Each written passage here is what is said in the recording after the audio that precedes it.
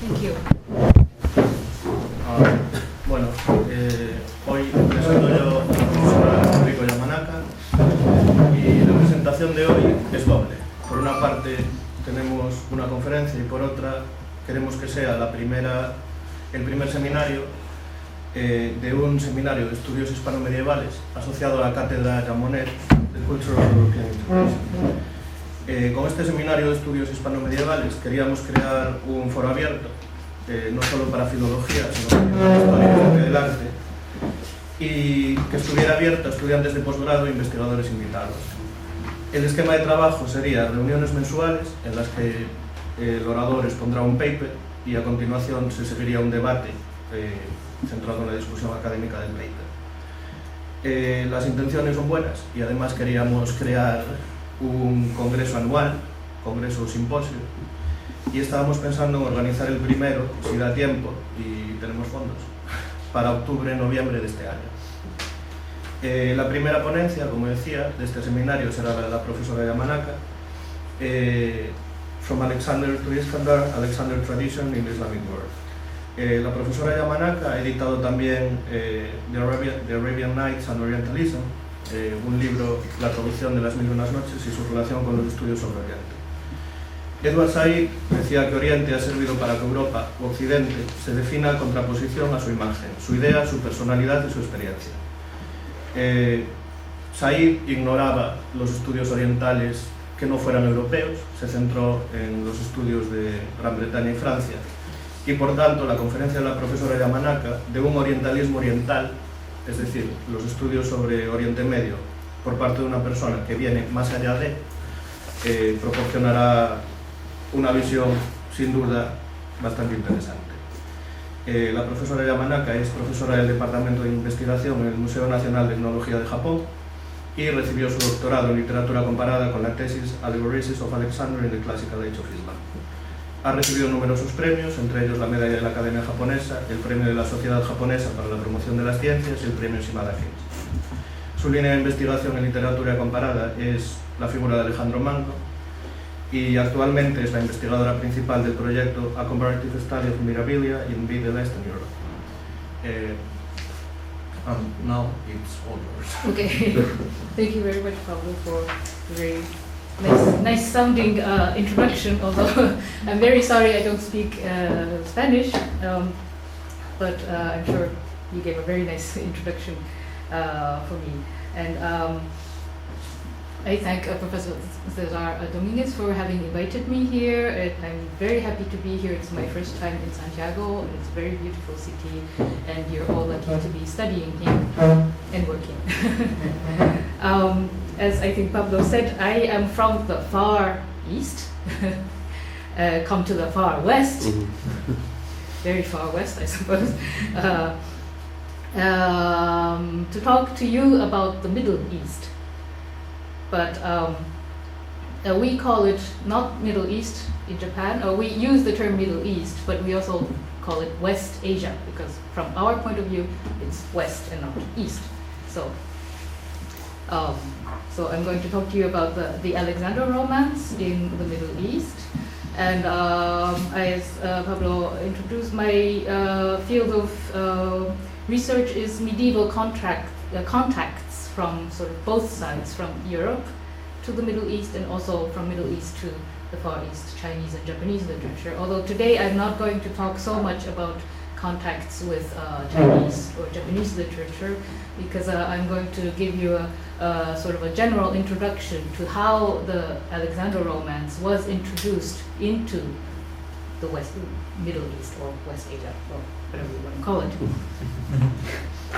Okay, and I made a small handout for you with a glossary, because I wasn't sure how familiar you were with dynasty names of Arabic and Iranian dynasties, and author names in Arabic and Persian, and titles, and it all gets confusing for people who are not familiar, so I just gave a very simple glossary for the names and terms I will be using, and some selected bibliography. And I prepared a PowerPoint with also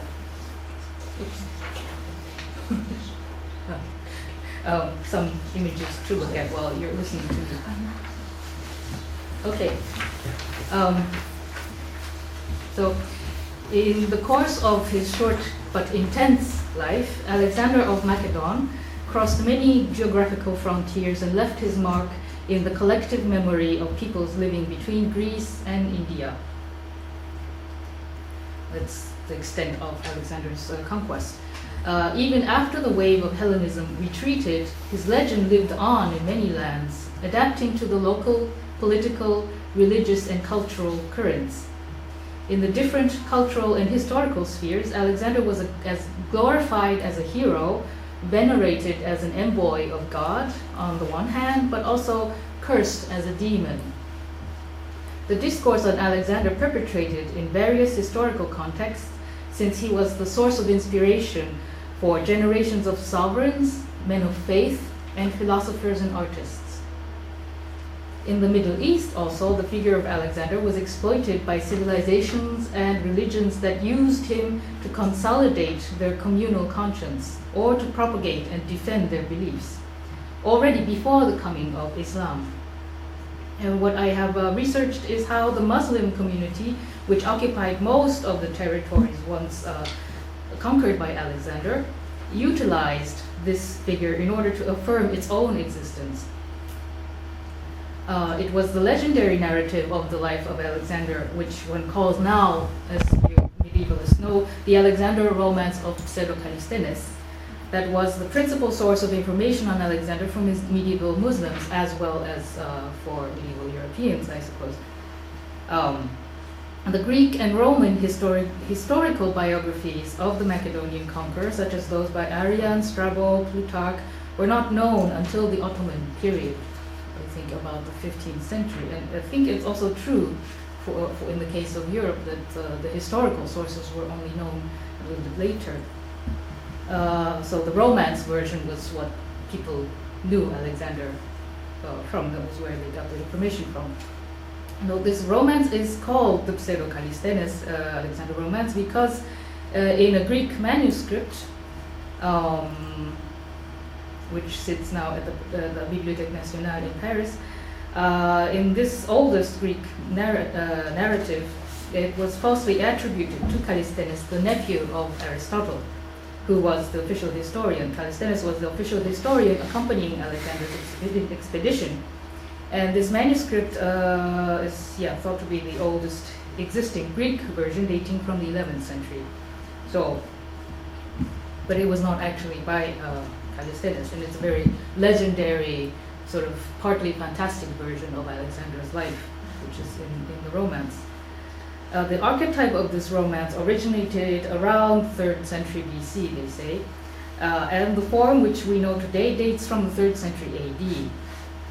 The romance is composed of different elements taken from diverse sources. Thus, it's a mixture of pseudo-historical narrative, epistolary romance, and Egyptian legend and political propaganda. Now, this romance had an enormous impact, which extended beyond the Greco-Roman cultural sphere.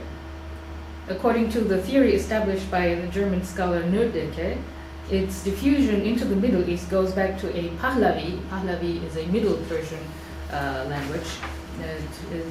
So the introduction of this romance into the Middle East goes back to a Pahlavi translation of the romance before the 6th century.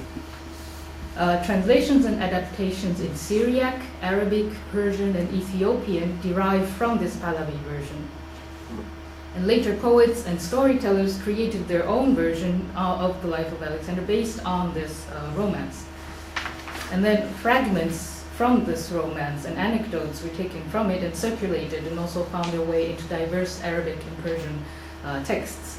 And I would like to give you an overall view of the evolution of traditions concerning Alexander in the Middle East or the Islamic world. Now, let us examine the early Islamic traditions on Alexander. Alexander narratives that can be traced back to the 1st century of the Hijri, the 1st century of the Islamic era, are strongly associated with the allegorical figure of Dhul Qarnayn, of the sacred text Quran, the Quran. The Dhul-Qarnayn means the two-horned one, and with two horns in Arabic. And it is in fact inspired by the legend of Alexander as it appears in Judeo-Christian messianic literature. Despite the fact that many Muslim scholars have denied the identification between Dhul-Qarnayn and Alexander, you can philologically trace, I'm not going into the details of why you can identify Dhul-Qarnayn with Alexander romance, but it is so. And Muslims don't like to hear that because the Quran is the word of God, and they don't want to hear that God was influenced by Christian and Judaic, Jewish messianic literature. But anyway, there has been studies that establish the connection between this. And yeah, so as I said, the association of Alexander with horns is already present in the monotheistic representations, in the Jewish and Christian representations of Alexander preceding Islam. And but there has also been theories to connect this epithet, this name, with the Hellenistic image of Alexander wearing the ram horn diadem, the ram-horned crown of the god Ammon on ancient coins and medallions, the Hellenistic medallions that might have survived into this medallion, perhaps not, but coins would have been around and might have been existing, and Muslim people might have looked at it and seen the inscription in Greek on the backside that said Alexander, and then he had two horns. So that there has been theories to connect the coins, the iconography in the coins, to the term, but it's a hypothesis.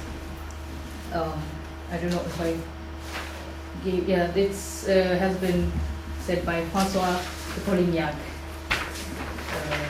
The theory has been presented by François de Polignac in my bibliography. Anyway, so Dhul-Qarnayn, this Dhul-Qarnayn, the true horn, appears in the Quranic verse, Surah 18, chapter 18, verses 82 to 97. And there, the name Alexander doesn't appear in the Quran. He just appears as the Dhul-Qarnayn, man with the two horns. And so historicity of Alexander is completely erased inside the Quran. And the Quran says, God had established him upon the earth and gave him to everything away, made him possible to do anything he wanted to do. And he goes from the setting place of the sun, the extreme west, to the rising place of the sun. So he goes from the extreme west to the extreme east of the earth in order to punish the non-believers and reward those who believe in God. Then he constructs a defensive wall against the savage Ya'juj and Ma'juj, who are the equivalent of the Gog and Magog of the Bible. So around the Quranic text, there existed other exegetic texts, like commentaries on the Quran that described the lives of prophets and sacred figures. Amongst these apocryphal traditions, one can find narratives on the true horn, in which he is actually identified with Alexander, either by the name Al-Iskandar, which is the Arabic version, or by association. So in the Quran itself, Alexander Al-Iskandar is not named, but in the commentary literature, Dhul-Qarnayn is identified with Iskandar. Now let us look at some of these traditions cited by the famous historian and Quran commentator Tabari, who lived between 839 to 923, in his tafsir. Tafsir is commentary on the Quran. Tabari himself is compiling this commentary in the 9th, 10th century, but he's using traditions that can be traced back to specific persons in the 7th or 8th century. So one can dispute whether it's actually how well he preserves the tradition, but the Muslims had this hadith tradition, it was a science of its own to sort of transmit oral traditions on the Prophet and people surrounding the Prophet and other sacred figures through oral tradition, but they it had an isnad, which means a chain of transmission. So, like, I heard it from B, who said heard it from C, who heard it from D, and going back in time, so it can be really traced back to the early Islamic centuries. Now, in the commentary to the verses concerning the Qur'an, Tabari has two passages that link Alexander to the Qur'an. One is a tradition, and when I say tradition, I'm using it as a translation of hadith, which is this kind of orally transmitted and then later written down and recorded traditions. So one tradition is that can be traced back to Uqba ibn Amir, who was a companion of the Prophet Muhammad. And Uqba later became the governor of Egypt under the Umayyad Caliph Muawiyah. The second passage is a tradition that goes back to Wahb ibn Nabih, who lived around 654 to 732, who was a traditionist known as an authority in Israeliyat. The Israeliyat are kind of stories of, literally translated as stories of the Israelites, meaning religious tales that were taken from Judeo-Christian tradition or origin. Now, the first passage, going back to Uqba ibn Amir, does not mention the name Alexander directly, but describes Dhul-Qarnayn as a young man from Rum. Rum comes from Rome, obviously, and it designates sort of generally Greece and Rome and then Byzantine area. So he was described as a young man from Rum who came and constructed the city of Alexandria, Iskandariya, in Egypt. So this can be no other than Alexander, although he's not named. And then the text narrates that once he had finished building the city, an angel came to him and ascended into the sky with him. The angel mounted in 3 different stages, and at each level he asks Dhul-Qarnayn what he sees. And as they ascended, his scope of vision widens from a sort of bird's eye view of the city he had just built to a sort of a satellite view of the entire earth. And at the highest level, the angel reveals to Dhul-Qarnayn his mission, his sacred mission, that he must march to every corner of the world that he sees below him in order to enlighten the ignorant and to strengthen the believers. Then the angel leads Dhul-Qarnayn to the 2 soft mountains from which all things will slip out, and then from there towards the Yajuj and the Majuj, the Gog and Magog, and other barbaric tribes, and he shows them that these are the people that you must enlighten. Now, without entering too much into the details, we just want to point out that the expansion of Dhul-Qarnayn's vision of the earth into a vertical movement up into the heavens first, and then the horizontal glide over the earth, evokes the expansionist experience of the early Muslim community itself. The fact that this tradition was supposedly told by one of the companions of the Prophet, who participated himself in the first religious campaigns, is, in this sense, very important. And I just want to go to sidetrack a little bit and compare it to European stories of Alexander's ascension into the sky. I'm sure some of the medievalists and art historians know this story. Alexander puts a stick of meat onto a piece of meat onto a stick and makes a kind of a flying machine, and puts his carriage onto griffins, flying griffins. He puts the meat right in front of the griffin's nose, and the griffin wants to eat the meat, so they fly up and up and up and up. But God tells them, like, you shouldn't be here. Go back. So in the European Christian versions, it's a kind of a motif that is a symbol of the hubris of Alexander, that he wanted to even conquer the skies. What crazy thought.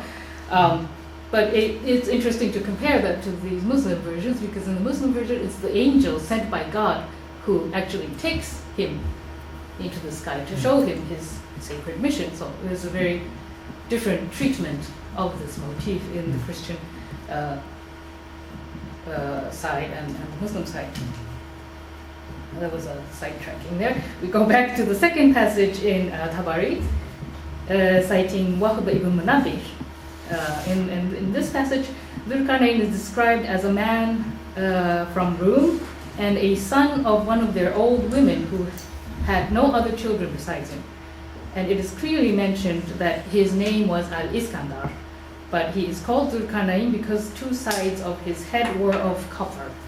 That's one of the explanations that Muslim commentaries usually give to explain why he's called Dhul-Qarnayn.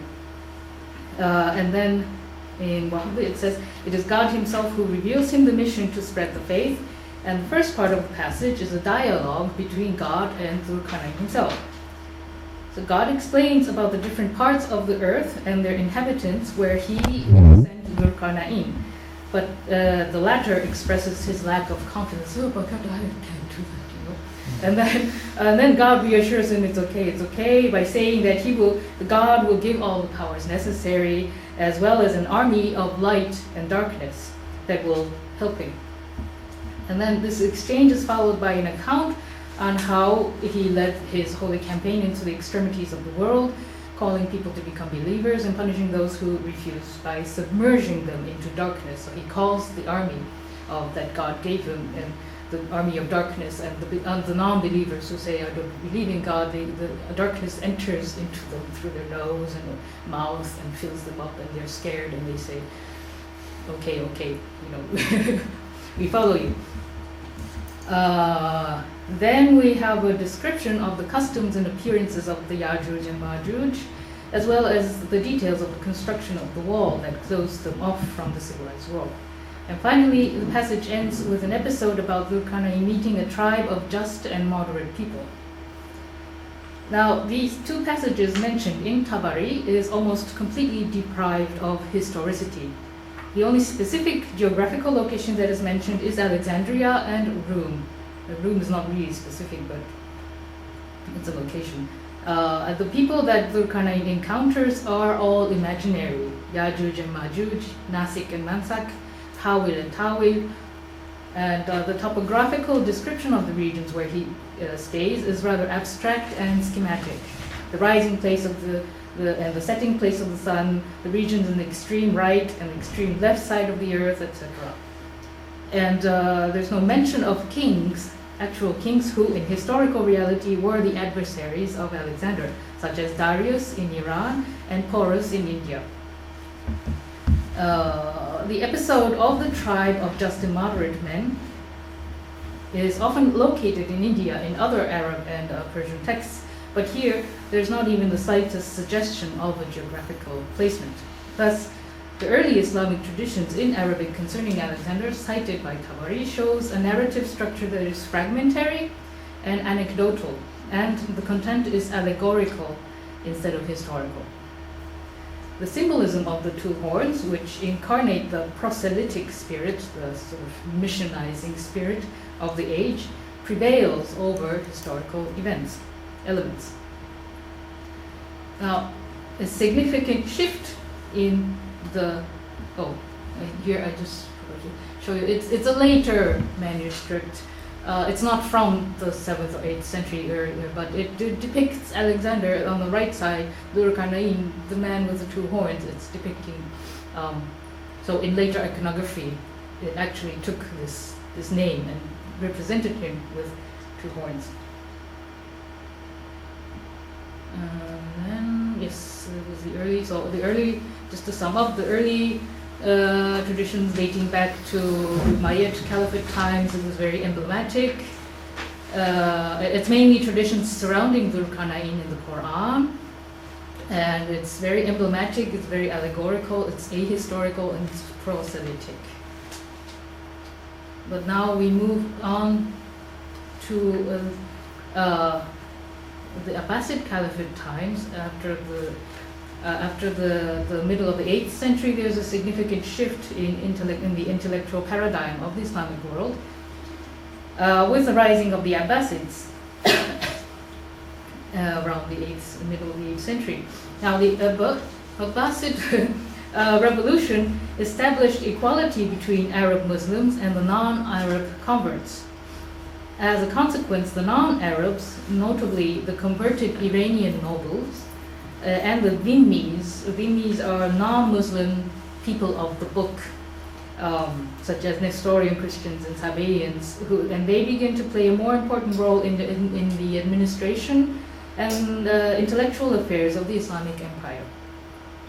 They integrated the heritage of the Persian and ancient Persian and ancient Hellenistic civilizations into governmental institutions and into diverse scientific disciplines. And thus, it is around this time, middle of 8th century, that the royal chronicles of pre-Islamic Iran, that is, the Khwadainamak, which means the Book of Kings, is translated from Pahlavi, Middle Persian, into Arabic. And it's often called in Arabic, in the Arabic translation, Siyar al-Muluk al-Ajam, the biographies of the Iranian kings, or simply Siyar al-Muluk, the biographies of the kings. And this is a history of Iran from the first mythical kings, the first man and the creation of earth and the first man, and then it goes up to Yazdagerd III, who was the last Sassanid ruler who was conquered by the Arab Muslims. Now, it is possible that many translations of this Book of Kings existed, but the version that is most known but is lost is attributed to Ibn al-Muqaffa, who lived around 720 to 753. He was killed rather young. With this translation, historians of the time gained, not modern historians, but historians of that time, they gained a more concrete chronology of pre-Islamic history. And it greatly influenced Arabic universal histories that began to be compiled towards the middle of the 9th century. Now, the previously prevalent conception of antiquity was a monotheistic one based on the Bible and also the Israelite tales. But this sort of biblical view of the past became fused with the Iranian conception of the world history that had a more calculable chronology, since each king, going all the way back to the first kings, had this king ruled 200 years, or these mythical kings always ruled a long time. This king ruled 340 years, or this king ruled 80 years, or something. So, in the Book of Kings, each king was assigned a number of years of reign, so they could really trace back history in a kind of timeline. And that's the difference between like a biblical view of the past, which didn't really have a very concrete, although I think they tried to date things back, but it didn't really have a concrete timeline. So Cesar told me that there are some of your colleagues are doing universal history, so I think it's a very interesting question, how ancient antiquity was depicted in medieval sources. Anyway, so with the introduction of the ancient Iranian chronicles, the figure of Alexander also transforms from an emblematic one to that of an individual with a concrete historical existence, datable to a specific point in the chronological axis. Now, in certain versions of the Siyar al-Muluk known to the Arabic historians, Siyar al-Muluk is the biographies of the Iranian kings in Arabic, Alexander is integrated into the line of succession of Iranian kings. And he's Iranized, so to say, and this Iranized version of his birth, his war with Darius, and his reign over Iran is told in detail as part of ancient history of Iran.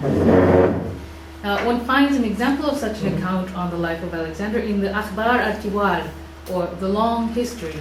It's a universal history composed by Dinawari, who died 894, and is based on one of the versions of the biographies of the kings. And it is one of the earliest Arabic texts that offers a complete narrative of Alexander's life.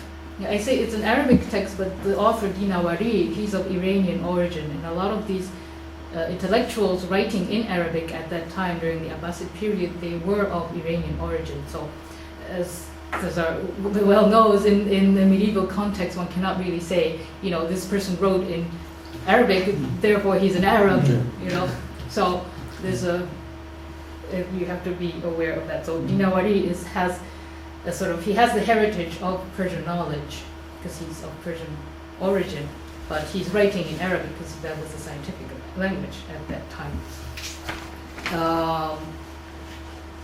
So he's one of the earliest authors that gave a kind of a full narration of Alexander's life, and not just this anecdotal fragmentary pieces. Because the account is rather long, I'm not going into all the details of it.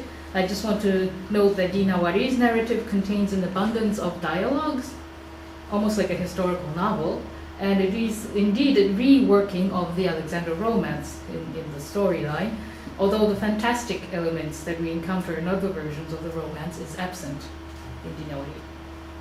And as I have mentioned before, according to the German scholar Nördeke, the Alexander romance was translated into Pahlavi before the 6th century. Thus, the romance must have been known in Iran before the coming of Islam. But we know from Zoroastrian Pahlavi literatures that can be dated back to the Sasanian period that the Sassanids are the dynasty who ruled Iran before Islam.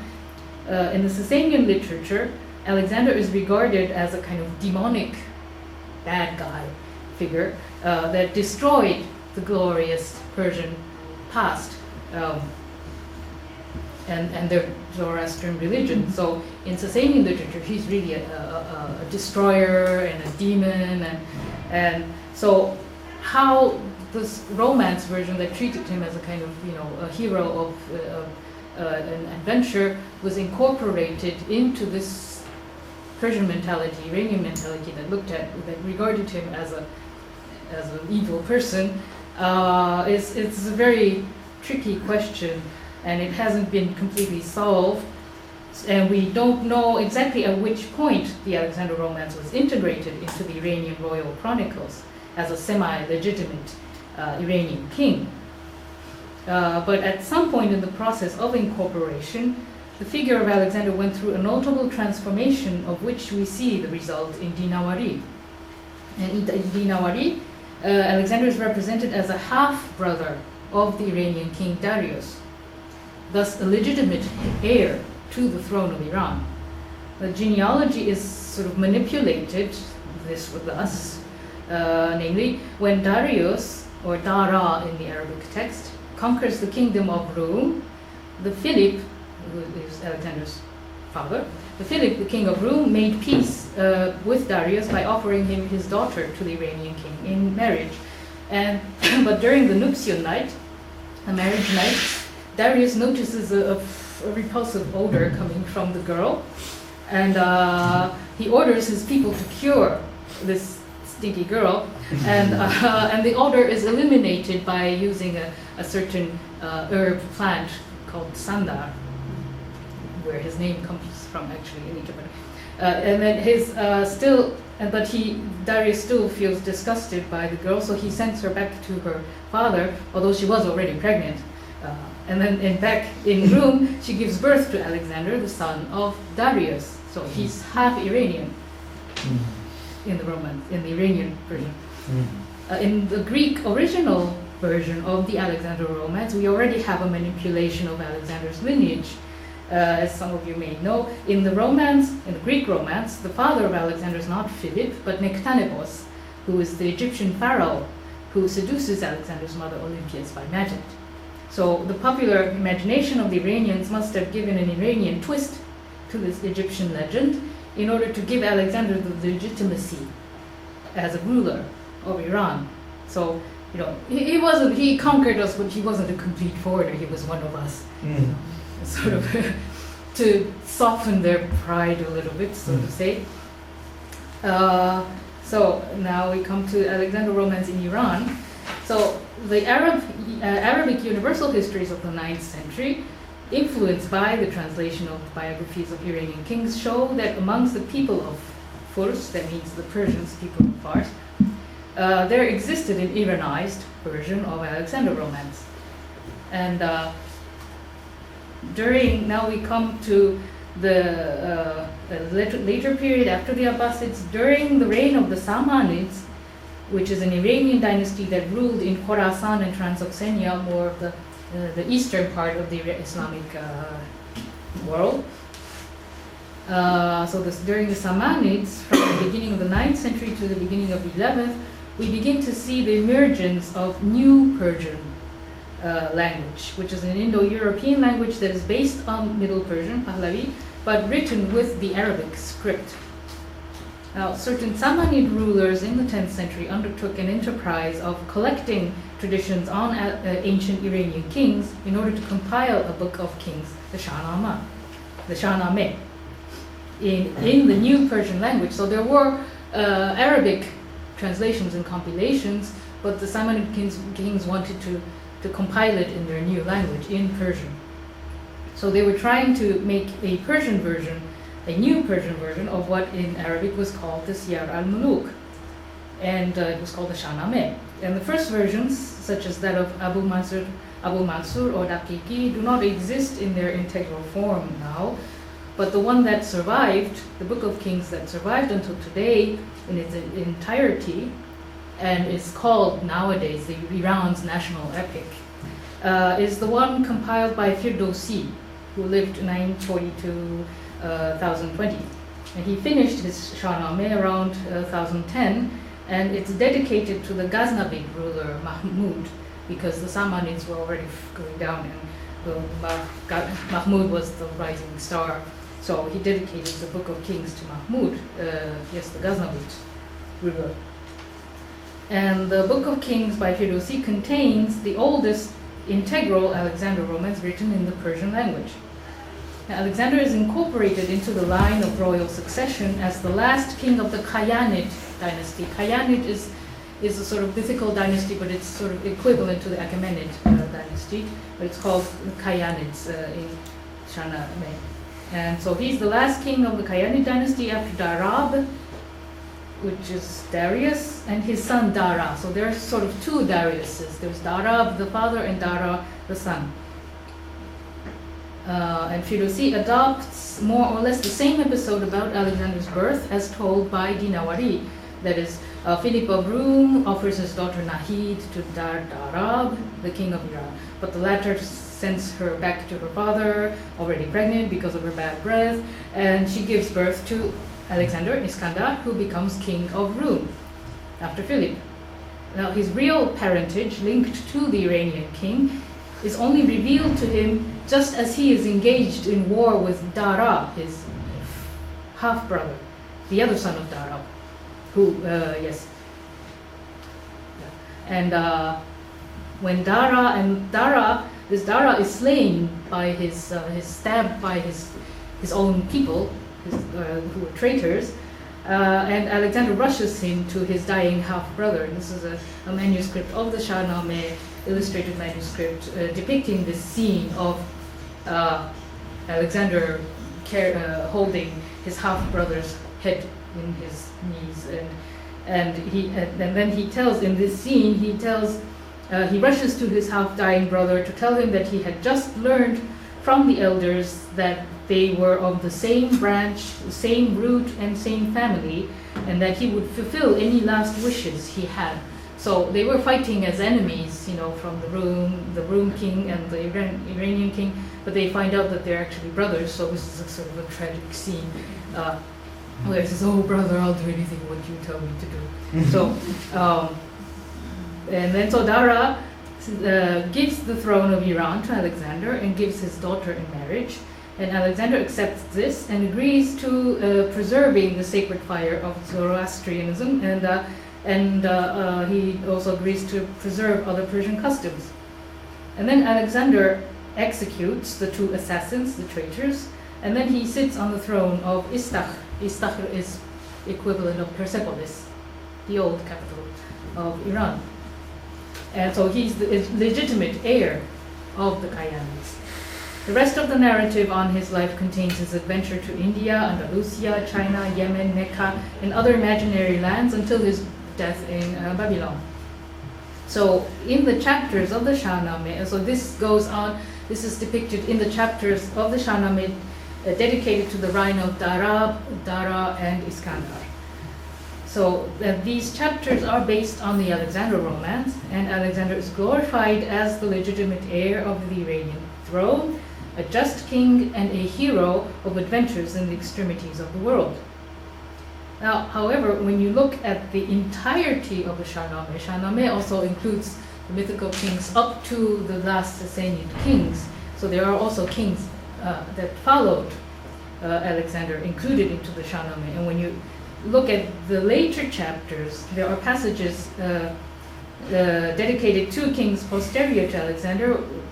In these passages, there are negative descriptions of Alexander as an enemy of Iran, a destroyer of its religion, and that's more accentuated in the later chapters in the Shahnameh. And I wrote about that in my article from in 1999 and in French. So I deal with it more in detail there. So the ambiguity of Alexander's image in Firdusi, the Firdusi Shahnameh, we see an encounter and coexistence of contradictory traditions, one based on the Alexander romance, in which Alexander is a hero, and the other based on the Sassanid Zoroastrian tradition, where he's a demonic figure.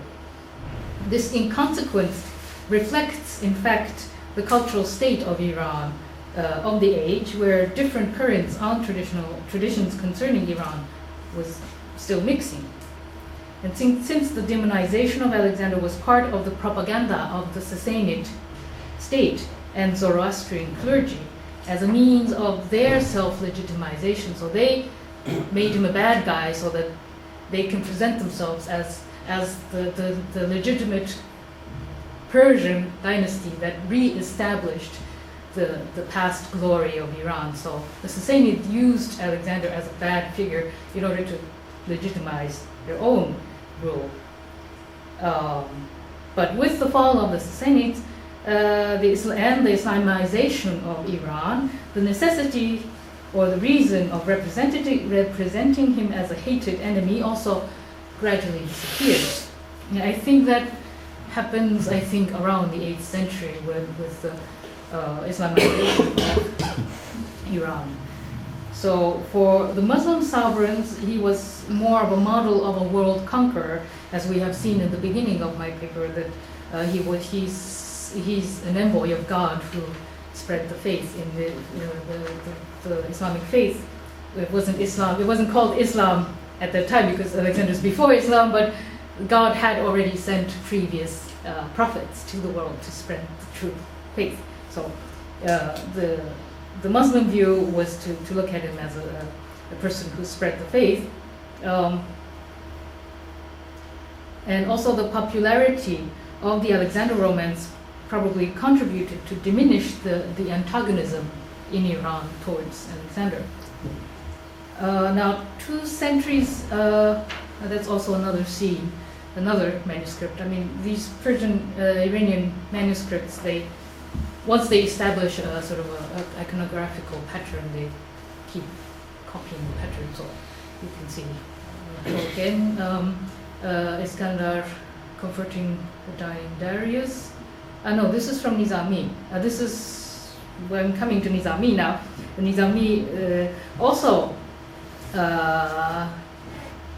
uses the Alexander romance. He writes 2 centuries after Firdusi Shahnameh, and he wrote the Book of Alexander, or the Iskandar Nameh.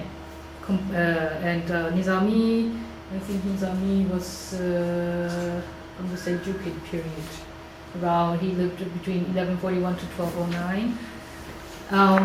And in Nizami's version, it's a lyric version. I forgot to say, the Shahnameh is also a lyric epic.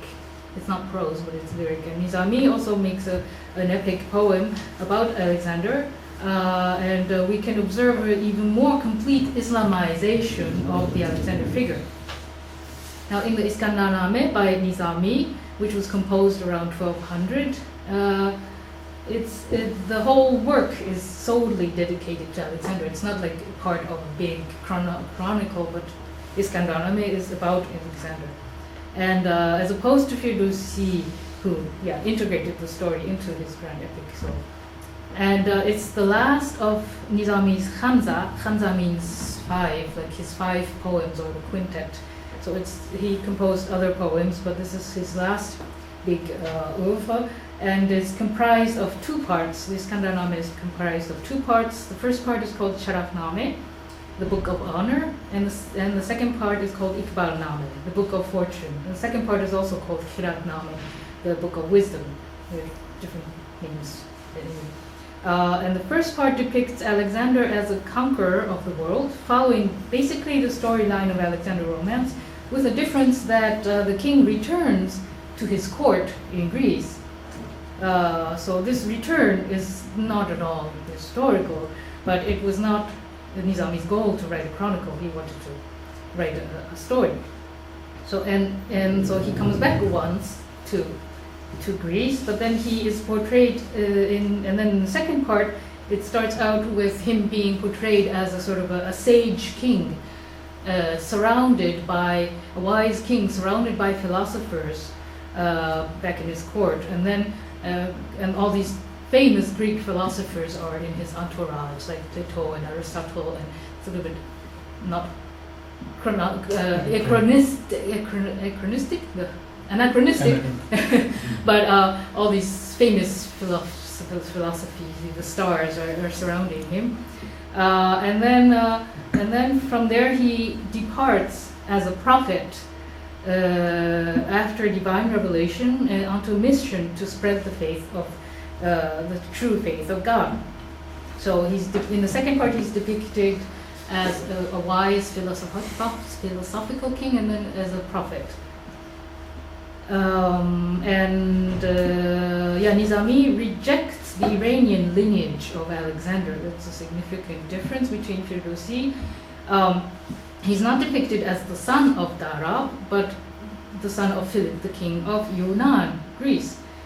And so in this regard, he's more historically accurate than Firdousi. But the storyline itself is based on romance.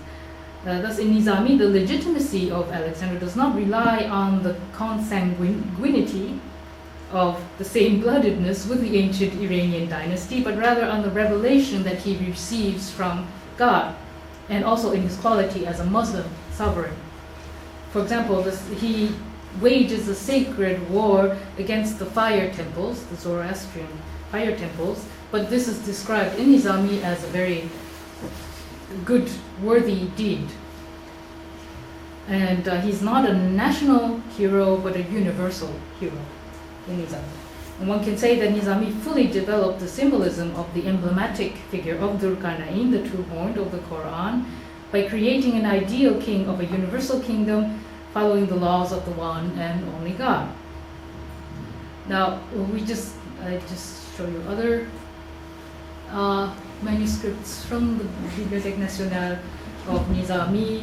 This is a meeting of Alexander and the Emperor of China, which is also part of his first book. This is also another scene. Oops, somehow half cut. But this is another episode about Alexander meeting Candace. I think this story also appears in European versions, where he comes in as his own spy, as a missionary, and pretending he's not Alexander, but Candace notices that he is actually Alexander because she had already spied on him and made a portrait of him. So, like the woman is always clever. Anyway, so here we just gave a brief, condensed introduction to the evolution of the Alexander romance in the Middle East before the Mongol period. There are other versions by Jami and Amir Khosrow Dehlavi who based their versions on Nizami and wrote more elaborate versions of the Alexander romance, but I'm not going into that now. And also there are also more popular prose versions of the life of Alexander that was written in Persian. Notably, there's the Darabname by Tarsusi, which was translated into French by my friend Marina Gaillard, and also in Iskandarname, by an anonymous author of the 12th, 14th century. And in these prose versions, we see quite a different, sometimes parodical depiction of Alexander that shows him as a kind of womanizer, or he's like incapable of deciding anything, so Aristotle does everything for him. So he's a little bit parodized in these prose versions, which is also very interesting to compare to the big epic versions. But that's the introduction to how the Alexander Romance was introduced into the Islamic world. And I just maybe should sum up that it's the Persian poets and the authors who always wrote these integral whole narratives of his story. Arab authors usually treat episodes, fragments of narratives, in order to comment on the Quran or within Arabic universal history. So you can't make it just simplify the this is the way it is in Arabic and this is the way it is in Persian. But there is a trend. One can say that there is a trend that the Persian authors they like these kind of long narrations, or full narrations, whereas in Arabic it's more of these hadith, bits and pieces. And this kind of difference between Arabic literature and Persian literature has been noticed by a colleague who studied the Layla and Majnun stories. It's a kind of Islamic love story, kind of a Romeo and Juliet kind of story. He said in the Arabic traditions on Layla and Majnun, it's always like little separate pearls that are not stringed together, but the Persian authors string these together and make it a nice necklace. So when you compare Arabic versions and Persian versions, you can kind of say that there is a certain trend in that direction. So I can tell you more funny stories about Alexander in Middle East, or how how the Durkana image traveled to China, and I've worked on that too. But I gave that paper to Cesar, and for anybody interested in how the Durkana story passage traveled along the Indian Ocean, probably carried by Arab merchants into China, and how it was integrated into Chinese geographies, that's another story. You can read it in the paper I gave to Cesar. Thank you.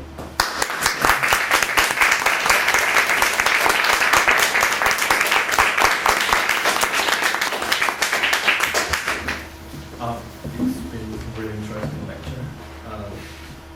I'm sure there will be questions.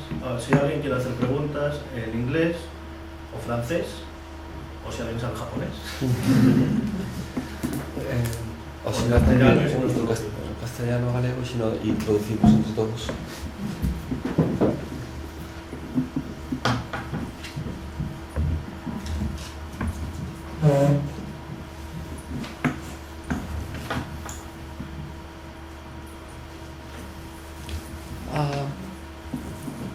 I have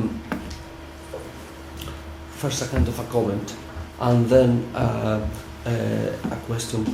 For the comment, in his book, in his 2003 book, What is World Literature? David Ambrose says that a work belonging to world literature, he provides like 3 definitions, which are not mutually exclusive. One is that a work which circulates beyond the context of production. The second one is a work that gains in translation. And the third definition is a work that opens windows onto the world.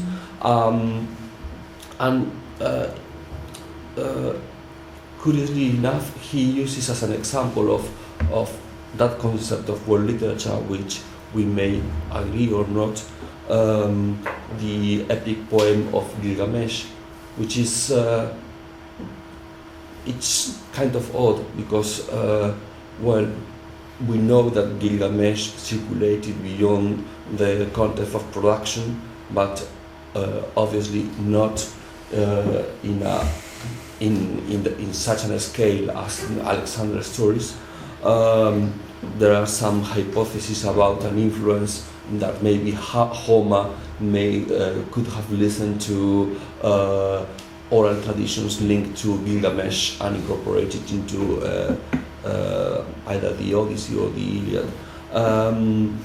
But then the work disappeared and it wasn't rediscovered until the mid-19th century. So I think that your lecture has proven that stories related to Alexander are really were stories in the sense that they both provide a picture on a very big world. They have circulated in a well scale. They have gained in translation, as you have shown with how the story has been appropriated in every cultural setting, and provides window into very different worlds. So that's about the comment.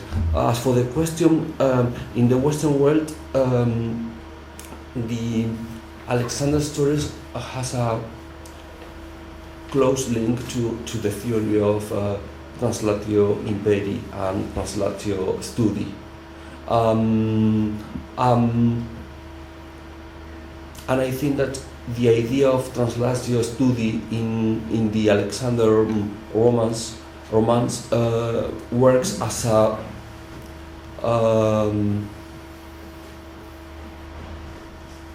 a way to show how long has Alexander went beyond any limits. He's presented as a student of Aristotle, and then we see that as a result of what you mentioned, his hubris, he goes beyond all limits. So I was wondering if in the Arab and Persian context, besides the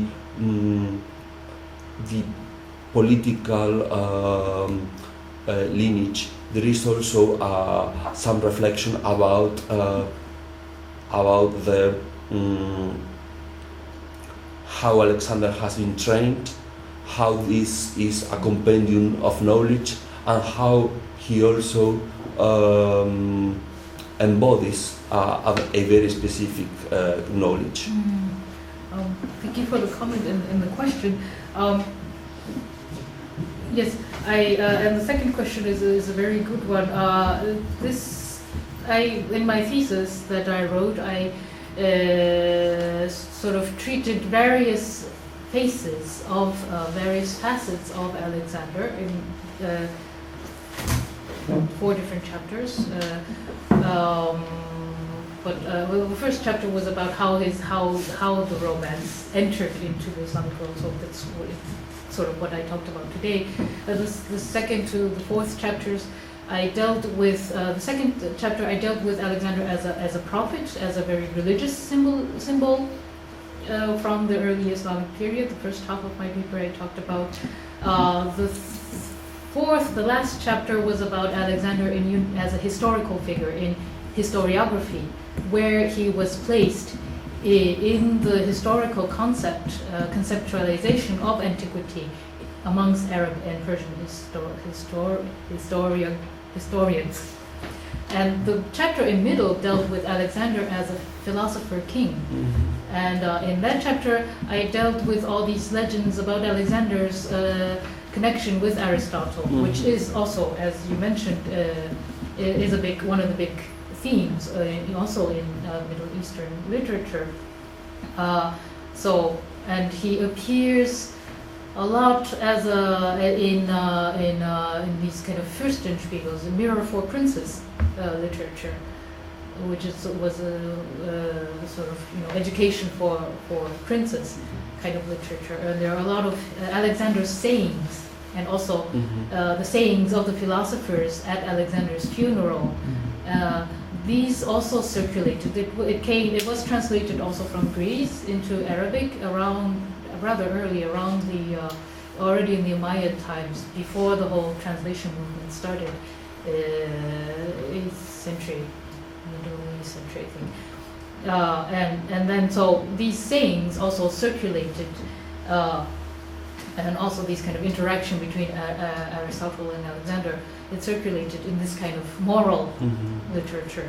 So it is also a very important aspect of Alexander in the Islamic world.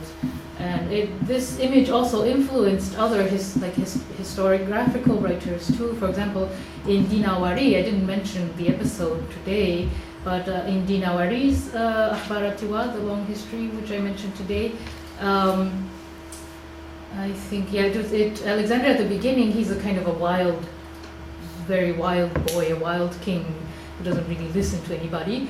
But then comes Aristotle and gives him a kind of lecture, you should follow the way of the gods. So it's Aristotle actually who leads Alexander to become a good believer, which is kind of an interesting Islamic philosophical twist of Alexander-Aristotle legends. So this kind of philosophical, the Alexander and Aristotle relationship in philosophical literature also influenced other versions too. Also in Nizami, as I briefly mentioned at the beginning of his second book, he's surrounded by Plato and Aristotle and all these famous Greek philosophers who also give him advice, and he's in his council. So there is a very strong image of him as a philosopher king, an ideal philosopher king. Yeah, thank you. Really interesting and great talk. Thank I'm kind of I want to follow up on Cesar's question, and also, but in your presentation, all the narratives about representation of Alexander, they are very nuanced one. There are subtle differences in all of it. But one thing that runs through all these narratives is that very different understanding of meeting between two cultures that we don't see in modern colonialism. Modern colonial encounters of cultures. Like, for example, that claiming that Alexander is half Persian or Iranian, that is a kind of inclusion of the other in your own culture, right? Without othering, finding the commonality rather than the difference. That difference sort of understanding, saying that look, we are all part of it. There are a lot of things that we have in common. In those narratives, I think it is it's totally different from say European travel narratives representing Asia, South Asia or Africa.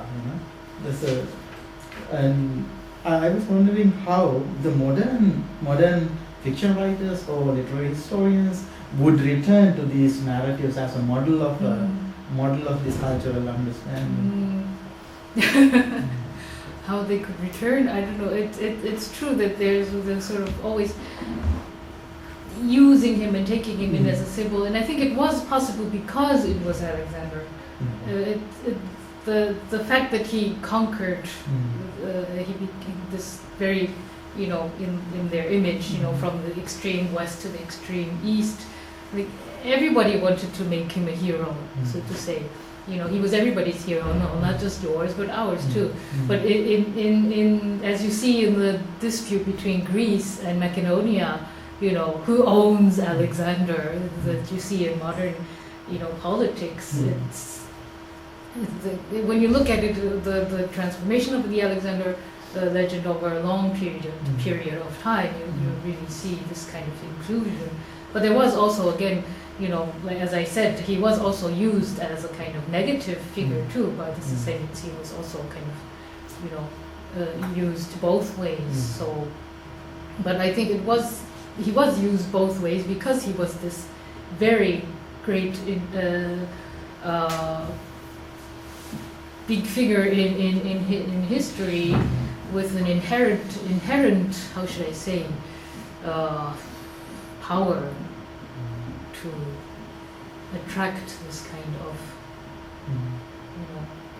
But how modern politicians or people, you know, particularly literary writers, for example, some of those anachronistic depictions of historical events sounds like magic realism, for example, in modern novels, in representing these, histories like he was surrounded by all the historians that being like long dead, So it's something different sort of narrative technology, narrative technique you find in. That's why I like medieval literature more than modern literature. Yeah, me too. Yeah, that's right. Yeah. And you said like in passing that it's a beautiful remark that you made that they made them like half Iranian just to like ease their pride. That's the expression you use. Is it obvious in the narrative itself, like they? That is rather more of an interpretation by modern literary historians or historians. In the text itself, in the text itself, as I said, in the text itself, Firdousi rather is ambiguous. As I said, in different parts of his compilation, you see very conflicting images. So he was rather taking traditions as he heard them and compiling them. And he's a conveyor of traditions, and not really. He didn't have a literary agenda, so to say. Nizami had a more literary agenda. He really wanted to take the different images of Alexander as a philosopher, Alexander as a prophet, Alexander as a conqueror. So he really took the different images of him existing at his time. So he really did a lot of research and put together all the he made a synthesis of all the different Alexander images that existed in his time. But this sort of nationalistic, pride in this kind of discussion is rather a more modern discourse when you interpret why he was integrated into the Persian royal chronicles. There's an interesting study that was written, I don't know, in the 80s or 90s in Iran. Just a small kind of booklet that's entitled like Alexander never came here, and it tries to prove that he never came to Iran and didn't go over to India. So also modern interpretations, Iranian interpretations of Alexander, there's a very kind of mixed feeling, and modern Iranians have also used him in discourses as the sort of a symbol of the West coming to conquer us, and so. And also, like you must have heard this great Buddhist text, Milinda, question of Milinda, that Alexander meeting this Buddhist monk and the philosophical debate taking place between originally written in Pali and later translated into Sanskrit and similar. It's a huge text. It's a conversation between Alexander and this very learned Buddhist monk. Debate goes into politics, philosophy, ontology, whatever, like everything in the world. Yeah. The episode I mentioned very briefly today about the Alexander's meeting with the just and moderate people. It's normally placed in India, and there's always kind of an exchange between the Indian sages, the naked philosophers, the gymnophists, and Alexander, and that also reappears in many Arabic and Persian texts. I didn't go into it today, but there has been theories to connect the Mirinda with this episode.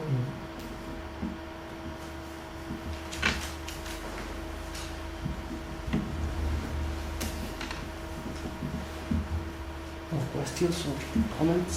Anyone? Yeah, I would like to suggest that perhaps the admission of the figure of Alexander into the Iranian tradition was a kind of reinforcement of that rivalry between Iran and Arabic peoples. It could be seen as a kind of survival of the Aryan tradition, Indo-Aryan, Indo-Iranian. Because the Arabs took him in as this two-horned in their sacred literature. Iranians also wanted to sort of, he's not one of, not just yours, but he was one of us too. So it's always a sort of that rivalry survives until today. The Islamic Iran is not the same Islam as in Arabia. It's another Islam. There are Shiites, and that Shiism is a kind of survival of to say, okay, we are Muslim also, but we are another kind of Muslim. It's a survival of the Indo-European tradition in Iran, I think. So I think this kind of incorporating Alexander into their lineage sort of only was finalized with the coming of Islam, because they needed to sort of appropriate. And this contradictory feature in Iran that survives until today, that they have two souls, so to say.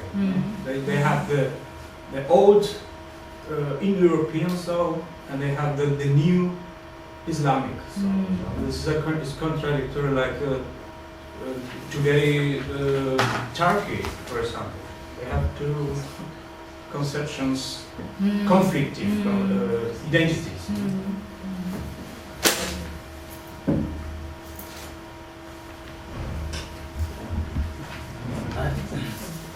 I have this question.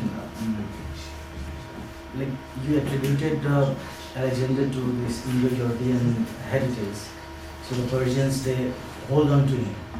But after the Muslim invasion in Iran, some of the Persians, Zoroastrians, they fled to India. And they might be descendant of that heritage, and how they claim this heritage, because I don't know. Zoroastrians, I think they kept the Zoroastrians, the real Zoroastrians who kept their faith, they still actually hold on to this evil Alexander image. It was very interesting. Some time ago, I went to Isfahan, to a Zoroastrian temple in Iran, in Isfahan, and he was giving us, the priest there was giving us an explanation of the history of Zoroastrianism. And he explained that the Zoroastrians didn't have a script.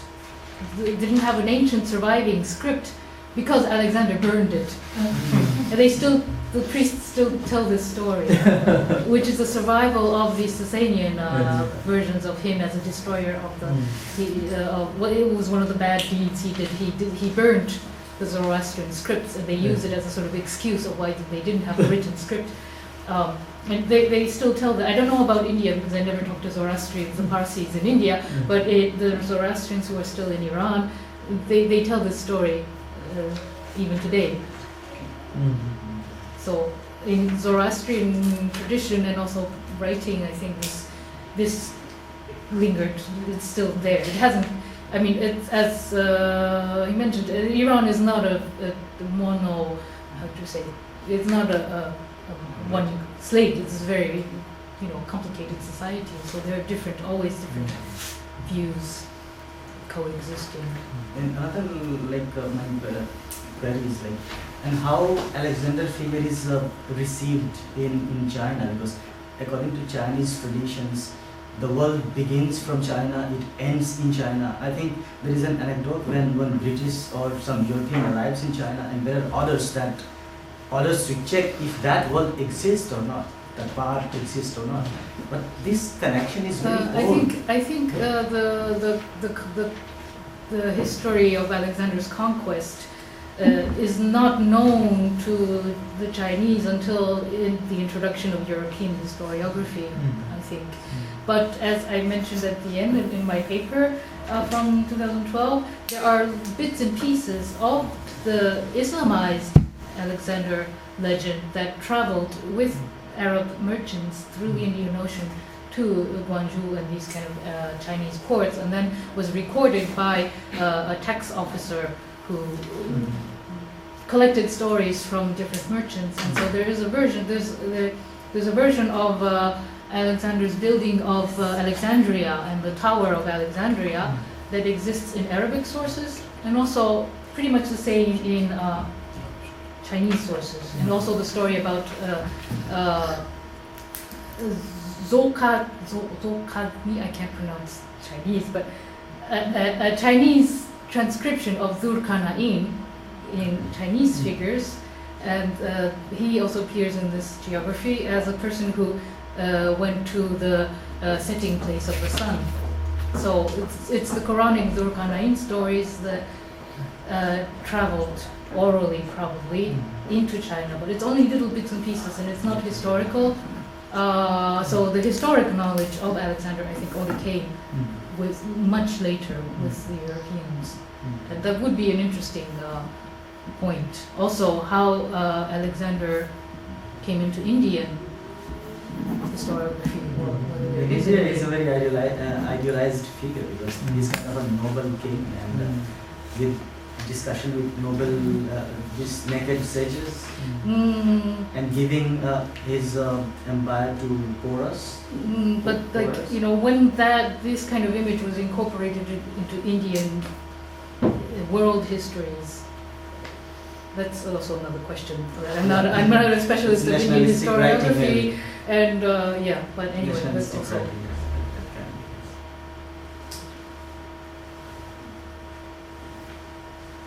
And I wanted to mention the story about this the Zokatgi, based on Dhul-Qana'in in Chinese writing, also is transmitted into Japanese encyclopedic writing too. So even comes into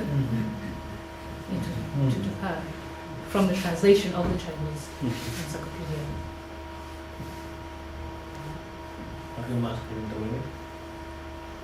What are the other funny Alexander stories that you didn't tell us? Yeah, another topic I'm working on now is Alexander and the Amazons. Oh, really? Oh. The island of women and this topic. But yeah, that's another whole story. That's of the Amazon motif. And the city of women or the island of women. It's also another motif that can be found in Chinese geographies, encyclopedias, and European writings and Middle Eastern. And some of it you can actually trace an influence or a mixture of Chinese versions of the island or the country of women with this Greek, you know, warrior women tradition that sort of mixes in the Arab world. Around the 13th century also. So thank you very much for very nice and interesting paper.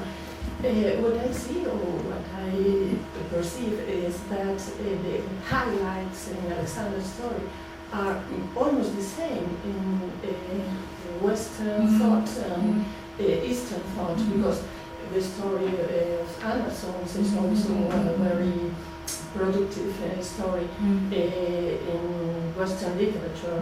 And also this motif, Alexander against Muslims, against Islam, here in Iberian Peninsula, is also a medieval motif, but it's Alexander is the Christian knight who fights against Muslims. So it's very curious. It's everywhere. It's the same motif, the same highlights. So maybe, I don't know, not so much into narrative theory, but you could maybe do something on what attracts people. Stories, you know. What are the elements? Yeah, that's a great question. Actually, is this the history or the motive? You know, there's a motive like invites all kinds of interpretation and creativity, and you can own motive, right? So this is something really interesting about this creating narratives, and then you begin to live in it, right? It is like one of those wonderful things about human imagination. Then you are in it, right? It's really, as you said, it's a sometimes, as I told you about the Ascension story, the flying machine story, sometimes it's treated differently. Yes, yes. It is the same sort of flying motif, but it's in the Muslim context and also in the Christian context. Sometimes it slightly varies. Yes, but in fact, this both-sided Alexander is the same also in Western literature, because he's at the same time the hubris and also the good knight or the sage king, and so it's very curious, not very strange. And sometimes you can make historical or philological links between, this version was actually translated blah, blah, blah. But also, as you mentioned, you can also just take, from European various versions, what motifs appear most often, how it's depicted, and compare it to, without taking into consideration actual contexts, but then that will make a nice narrative theory project.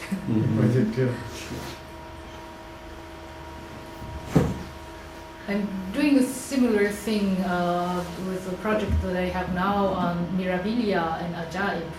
Ajaib comes from the Arabic verb ajaba, which means to be surprised, and Ajaib also means like wonders, marvels. It's very similar to Mirabilia, and the themes taken are sometimes very similar, and the depictions are sometimes very similar of various barbaric tribes that live somewhere in an island, somewhere, I don't know, with dog heads or, So in most cases they share the same root, coming from Greek encyclopedic knowledge. But you can also compare that to Chinese bestiaries that had probably not much contact with this European and Middle Eastern cultural sort of sphere. But you also find very similar depictions in Chinese bestiaries of certain people or certain strange animals, and it's really interesting to compare that.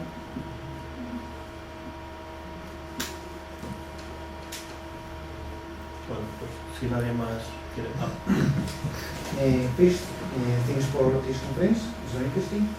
My question is, this tradition of Alexander was continued by the Turkish and Mongol dynasties of Iran after their return.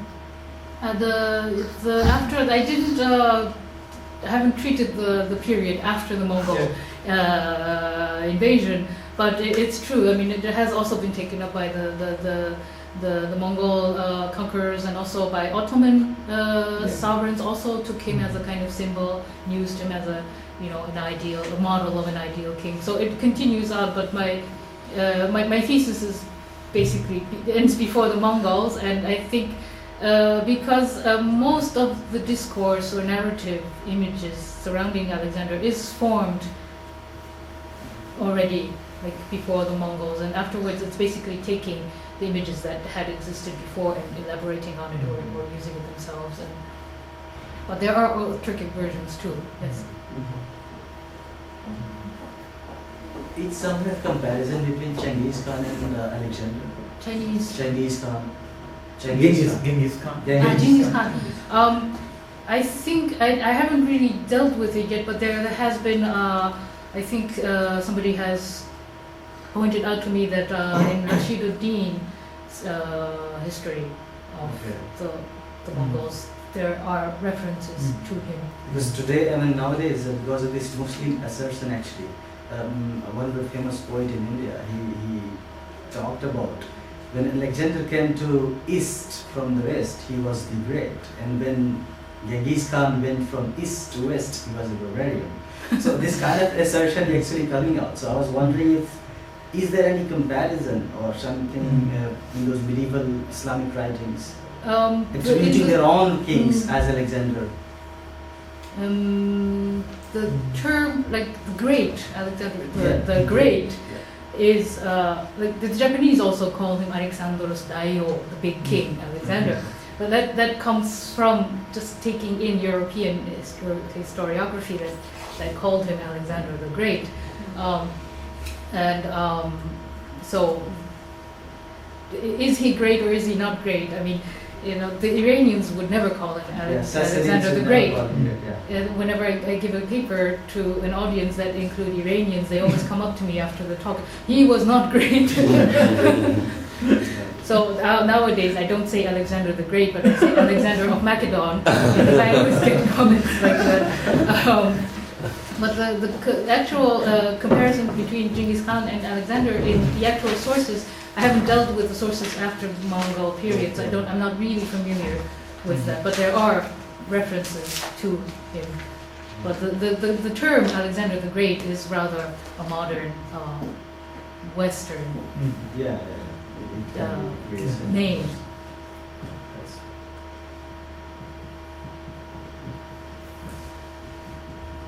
And I also did a kind of short paper on that when this name started, and I think it coincides with the time when the Roman emperors and politicians were really trying to imitate Alexander, and the name actually only appears in Roman writing for the first time, and not during his contemporary. In his more contemporary writing, he's called Alexander. I mean, there was in Greek historiography, he's likened to the king of kings of Persia. So because he tried to become like the big king of kings of the Persian Empire, but the term actually got fixed only with the Roman writing. There are also various studies that have dealt with this question.